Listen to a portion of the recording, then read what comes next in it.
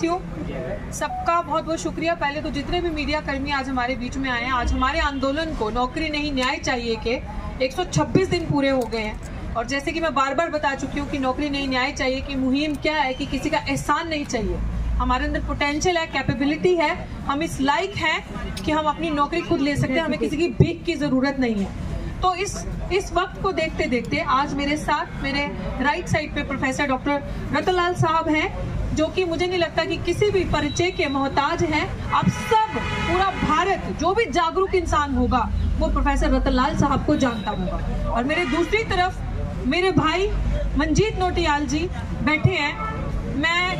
कुछ लोग ये भी सोच रहे होंगे, कहा भी था कि इतनी लेट आए भाई, लेकिन मैं आपको ये चीज बता दूं, इनका बैनर भी और इनकी टीम भी, जब हमारा आंदोलन लगा था उसके 2-3 दिन के अंदर इनकी टीम ने हमारे साथ संपर्क किया। सिचुएशंस ऐसी थी, बीच में चुनाव थे, बहुत सारी चीजें थी। भाई time by time video call के थ्रू मेरा हालचाल पूछते रहते थे, आंदोलन की सिचुएशन जानते रहते थे कि क्या चल रहा है, कि आप अकेले मत रहना, जिस समय भी मेरी जरूरत पड़े मैं आपके साथ होऊंगा। और मेरी पूरे दल बल के साथ, पूरी संख्या के साथ, पूरी टीम के साथ मैं आपके पास आऊंगा। आप धैर्य रखना, हिम्मत मत हारना। और वही चीज हुई कि अभी आपने देखा, हाल ही में मंजीत भाई हमारे पास आए थे और पूछा कि क्या सिचुएशन हो रही है, आगे की क्या है स्थिति, क्या करना है। 126 दिन हो गए, तो मतलब भाई की तरफ से लास्ट टाइम ही जब भाई आए थे तो ये कॉल था कि आज हम ताला लगा के जाएंगे यहाँ पे, क्योंकि भाई ने बड़ा अच्छा एक फॉर्मूला बताया और ये चीज हमें समझाई कि अगर उस दिन आई थिंक 120 दिन हुए थे और ये कहा कि लग रहा है कि 120 दिन हो गए, आपको गलत फहमी है डॉक्टर, तो मुझे लग रहा है यूनिवर्सिटी के अंदर कोई है ही नहीं, एडमिनिस्ट्रेशन के अंदर कोई है ही नहीं, तो यूनिवर्सिटी हमारी है, तो यूनिवर्सिटी ऐसा लग रहा है वीरान पड़ी है, तो ऐसी यूनिवर्सिटी को ताला लगा देना चाहिए जब हमारी किसी को आवाज नहीं सुनाई दे रही, इसका मतलब अंदर लोग नहीं रहते।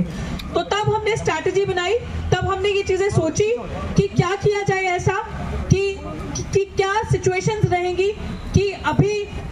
126 दिन हो गए और 126 दिन के अंदर कोई रिजल्ट नहीं आया। और यही चीज प्रोफेसर साहब से भी जब डिस्कशन हुआ कि 126 दिन से चल रहे हैं हम अनडिफिटेड, एक दिन भी 1 इंच भी हमारे हौसले डगमगाए नहीं, हम डगमगाए नहीं, हम वैसे ही, हमारा डिटर्मिनेशन, डेडिकेशन है कि हमें पता है कि जब अम्बेडकरवादी नीले झंडे की ताकत के नीचे यहाँ बैठ गए तो कुछ लेकर ही जाएंगे। लेकिन हमें ये एहसास हुआ आज कि अगर हमने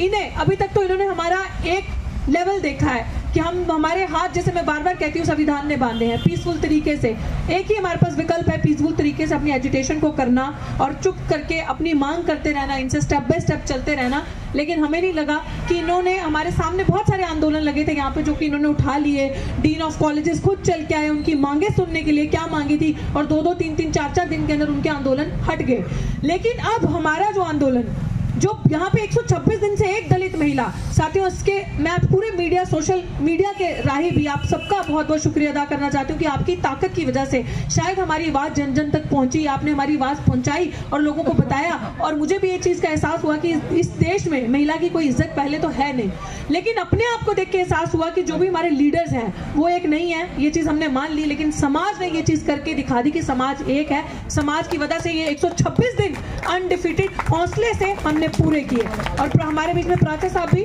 अभी आ चुके हैं, तो प्राचा साहब का भी, जो कि किसी पहचान के मोहताज नहीं है, नेशनल कन्वीनर मिशन से कॉन्स्टिट्यूशनल एडवोकेट महमूद प्राचा जी के लिए जोरदार तालियां बजाइए। और उनकी वजह से ये लड़ाई कानूनी रूप में भी और जमीनी रूप में भी मजबूत हुई। और मैं अब ये कहूंगी कि हम लोगों ने यूनानिमसली ये चीज डिसाइड की है। आप एक ही चीज सुनिएगा ध्यान से, और जितने भी लोग समझ रहे हैं, ये जो शख्सियत मेरे राइट साइड पे बैठी है, शायद ये लड़ाई लड़ने का जुनून और ये लड़ाई लड़ने का जज्बा और ये एक चीज मेरे दिमाग में आ गई कि नहीं, अब नहीं छोड़ूंगी। क्योंकि ये भी एक प्रोफेसर है, डॉक्टर सविता रॉय, क्रिमिनल सविता रॉय मैं कहूंगी, वो भी एक प्रोफेसर है। आप सोचिए कि वो एक प्रोफेसर और ये एक प्रोफेसर, फर्क देखिए कि यही डीसीपी एक फर्जी, मेरे लिए वो एफआईआर फर्जी थी, मैं कोर्ट में मौजूद थी, धार्मिक भावनाएं आहत होगी, तो हमारी भावनाएं नहीं है। हम 126 दिन से बैठे, दलित की बेटी नहीं है, 126 दिन से हमारे समाज की भावनाएं आहत नहीं होनी चाहिए। और इनका केस, इनका प्रमोशन रोक दिया, इनको बाहर जाना था, बाहर जाना रोक दिया। आप सोचिए 2 चीजें, और वहीं पे हमने चार्जशीट तक जमा कर दी उस क्रिमिनल पे, और वो अभी तक कार्यरत है। और हम लोगों ने यूनानिमसली डिसाइड किया है कि अब हमने अल्टीमेटम दे दिया पूरी यूनिवर्सिटी को, सुन ले ये इनके आका, कि 15 दिन के अंदर अगर इन्होंने हमारी मांग नहीं मानी, सविता रॉय को अरेस्ट नहीं किया, डॉक्टर रतनलाल साहब का प्रमोशन नहीं दिया, जो उनका जो भी चीजें फॉलो करते हुए। तो ये याद रखें कि यूनिवर्सिटी के बाहर भाई भी बैठे हैं, भाई लास्ट टाइम भी अनाउंस किए थे हम ताला लगाएंगे यूनिवर्सिटी के बाहर